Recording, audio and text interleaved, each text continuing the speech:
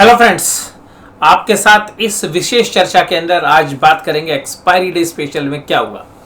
कल क्या की थी हमने बात। कल हमने कहा था कि बाजार जो है, अगर बैंक निफ्टी की बात करें हम, तो 36,500 यहाँ पर बाजार जाएगा, लेकिन अटक जाएगा क्योंकि बहुत अच्छी रेजिस्टेंस है। अगर गया तो 100-200 पॉइंट और किसी भी हाल में जाएगा तो टिक नहीं पाएगा। आज बैंक निफ्टी वहीं पर जाकर पलट गया। आज का हाई था 36,590। बहुत अच्छे मौके थे कि ऊपरी लेवल पर बाजार के अंदर सप्लाई है। 36,590 जहाँ पे बंद हुआ। अगर मैं 36,500 से देखें, अगर आप इस हफ्ते की एक्सपायरी को देखें, एक और एक्सपायरी अगर आप देखें इससे पिछले हफ्ते की छोड़ दीजिएगा, जैसे आज 31 तारीख है 24, तो 24 से पहले जो 17 तारीख की एक्सपायरी थी, 17 की जो एक्सपायरी थी, उस पर अगर आप विशेष ध्यान दें तो उस एक्सपायरी में भी 36,500 के ऊपर रेजिस्टेंस मिल रहा था और इसी तरीके से 36,600 के आसपास के कुछ हाई बने थे।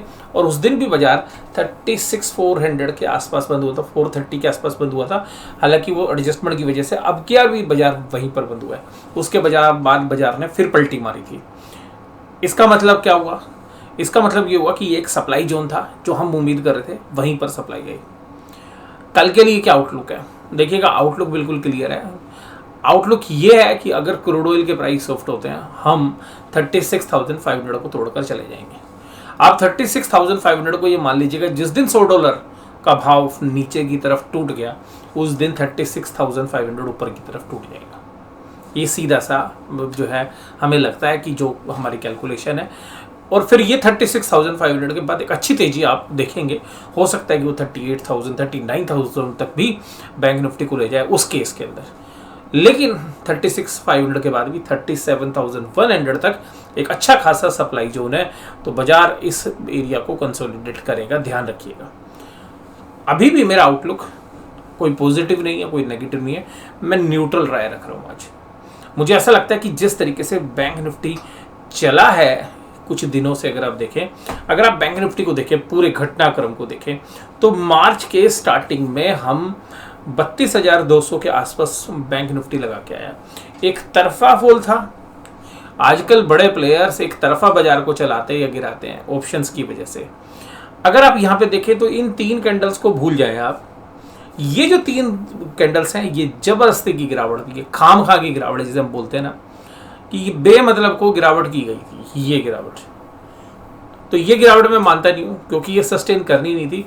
और मैंने तब भी आपके साथ बात की थी कि 34,000 एक मेजर सपोर्ट है। अगर ये टूट गया तो तबाही हो जाएगी। और आपको पता है, एक दिन के अंदर ही आपने 32,300 तक के लेवल देख लिए थे। फ्री फॉल हुआ था 34,000 टूटते के साथ। उसके बाद 2 कैंडल के अंदर ही 34,000 को रिकवर कर ली, क्योंकि ये स्पोर्ट ही बहुत जबरदस्त है। 34,000 आप ये समझिएगा एक बहुत जबरदस्त स्पोर्ट है। और अभी भी मैं इन कैंडल्स को, अगर आप देखें तो मैं इनको नज़रअंदाज करता हूँ, इन 3 कैंडल्स को। उसके बाद आप देखिएगा कंसोलिडेट करके बाजार चला, और अभी भी बाजार कंसोलिडेट कर रहा है बैंक निफ्टी के फ्रंट पर अगर हम देखते हैं तो ये है हमारे जो आंकड़े हैं।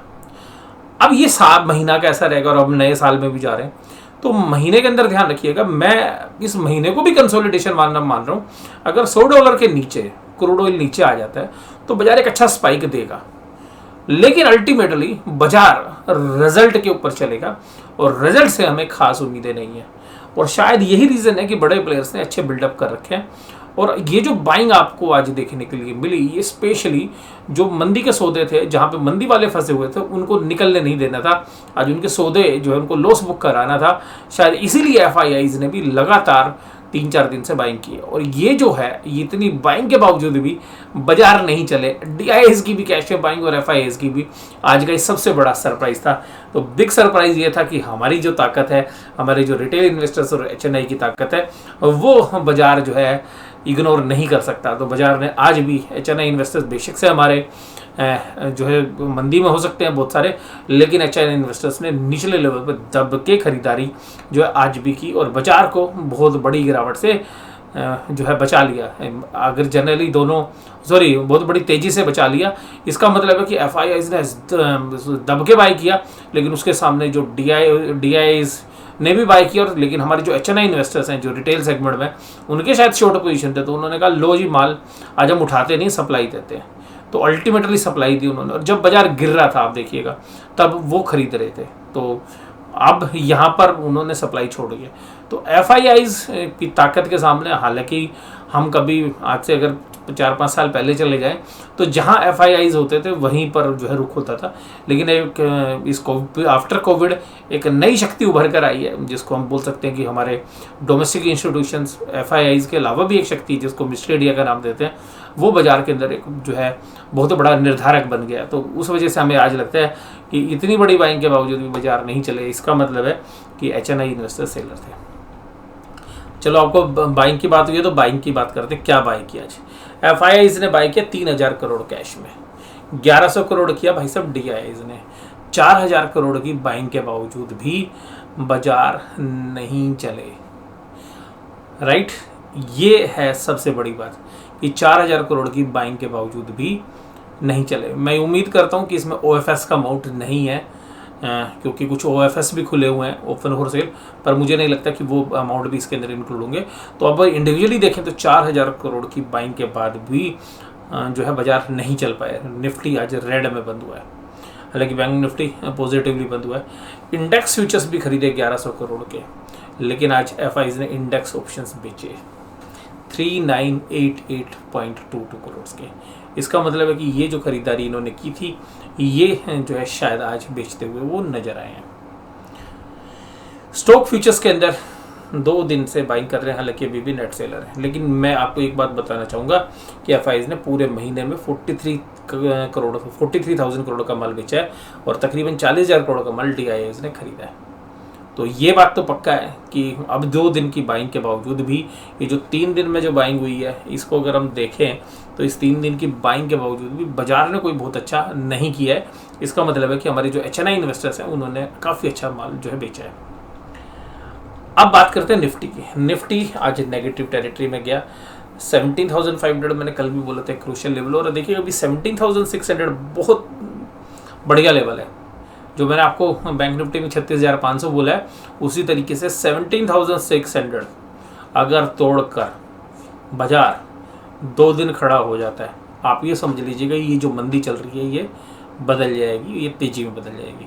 बट इसकी उम्मीद हम तभी करेंगे जब फंडामेंटल्स इंप्रूव हो, या FIIs ने जो बाइंग करी है ये लगातार जारी रहे, और फिर शायद बाजार का रुख बदलता हुआ लगे, और फिर शायद HNI इन्वेस्टर्स जो अभी क्योंकि उनकी FNO की पोजीशंस थी, क्योंकि आज एक्सपायरी थी, इसलिए मैं ज़्यादा इसलिए नहीं बोलूँगा, क्योंकि जब HNI भी तो FNO में ट्रेड करते हैं, तो उन्होंने अगर कुछ शॉर्ट्स पोजीशन बना रखी होगी तो उन्होंने कैश में ऑफलोड किया होगा अपना माल जानबूझ के आज, कि भाई बाजार को किसी न किसी तरीके से नीचे रखा जाए।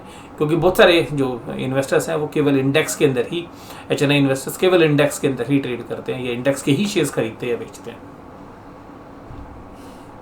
इस तरीके से अगर हम यहाँ पर भी देखें तो ये देखिएगा, ये 3 कैंडल को भूल जाओ, ये थी बाजार की ओरिजिनल गिरावट जो 16,200 के नीचे गिरी थी। इसके ये जो बाकी थी, ये जैसे बैंक निफ्टी में जो है रशिया और यूक्रेन की वजह से जो बाजार में माहौल बना था, क्रूड ऑयल के प्राइस ऊपर चले गए थे 130-135, ये उसका पैनिक था, बाकी कुछ नहीं है। लेकिन उसके बावजूद भी एक तरफा तेजी जो है की है अभी यहाँ पे। तो अगर हम देखें बाजार में जिस तरीके से आज की डेट में FIIs ट्रेडर खरीदते हैं बेचते हैं, उसी तरीके से खरीदना शुरू कर देते हैं। तो आप बस क्रूड ऑयल के प्राइस पे ध्यान रखिएगा, क्रूड ऑयल में सॉफ्टनेस आएगी तो शायद हमारे लिए पॉजिटिव होगा। अब हमें लगता है कि 50% चांस है कि रेट ऑफ इंटरेस्ट भी बढ़ते हुए नजर आए। JSW steel, HUL, axis bank में देखिएगा खबर थी, सिटी बैंक का जो बिजनेस है इन्होंने खरीदा था, वो कल भी मैंने आपको बोला था शायद उसका पॉजिटिव रिएक्शन है, तो एक्सिस बैंक में पॉजिटिव रिएक्शन था। रिलायंस देखिएगा पूरे महीने के सबसे अच्छी तेजी वाले शेयर्स में आज प्रॉफिट बुकिंग थी, यानी कि जिन्होंने लॉन्ग पोजीशन बना रखी तो उन्होंने कहा आज अपना माल हल्का कर लो। दूसरा, आज HDFC बैंक में भी गिरावट थी। डिवीज लैब के अंदर जो है कुछ ब्रोकरेज हाउस ने डाउनग्रेड कर दिया और 3900 के टारगेट दिए हैं, तो उसकी बदौलत आप देखेंगे थोड़ा सा वीकनेस थी। हिंडाल्को आज 5% की कमजोरी के साथ काम कर रहा था, और विप्रो में भी कमजोरी थी। Advance decline ratio, brother market में कॉन्फिडेंस अभी भी नहीं है। जो मैं कल बोल रहा था कि आज रेशियो तो ठीक हो गई है, लेकिन आगे चल के देखना पड़ेगा फिर कमजोरी के साथ। तो रीज़न मैं आपको बता रहा हूँ, सीधा हमारी इकोनॉमी क्रूड ऑयल से बहुत ज़्यादा इम्पैक्ट करती है। JSW steel, Britannia, Indian oil, Mahindra and Mahindra, Hindustan Unilever, Tata consumer सब तेजी के सितारे थे। कमजोरी थी आज हिंडाल्को में 5%, डिवीज लैब में 3% और विप्रो में 1.48% की कमजोरी। रिलायंस इंडस्ट्रीज 1.43, बहुत दिनों की तेजी के बाद आज शायद वीकली एक्सपायरी नहीं थी, आज मंथली एक्सपायरी थी, तो मंथली एक्सपायरी में जो तेजी थी वो कटती हुई नजर आई। निफ्टी बैंक के बारे में चर्चा आपके साथ कर चुका हूँ और आज चारों दिग्गज बैंक माइनस में थे, लेकिन पांचवा दिग्गज बैंक एक्सिस बैंक आज टॉप गेनर था। तो HDFC बैंक को ऑफसेट किया एक्सिस बैंक ने, और बाकी जो कमजोरी है वो कोटक महिंद्रा बैंक, SBI और ICICI बैंक की कमजोरी लगा लो। तो SBI देखिएगा बहुत मजबूत था, ICICI बैंक भी, लेकिन वो फिर भी न्यूट्रल लेवल्स पर ही जो है क्लोज कर पाया। और मैं यहाँ पर आपके साथ जो आगे चर्चा करूँगा वो है हमारी कि इंटरनेशनल मार्केट का क्या इम्पैक्ट हमारे बाज़ार पे पड़ सकता है। तो इंटरनेशनल मार्केट का जो इम्पैक्ट है वो हमारे बाज़ारों पर क्या रहने वाला है वो सबसे विशेष है।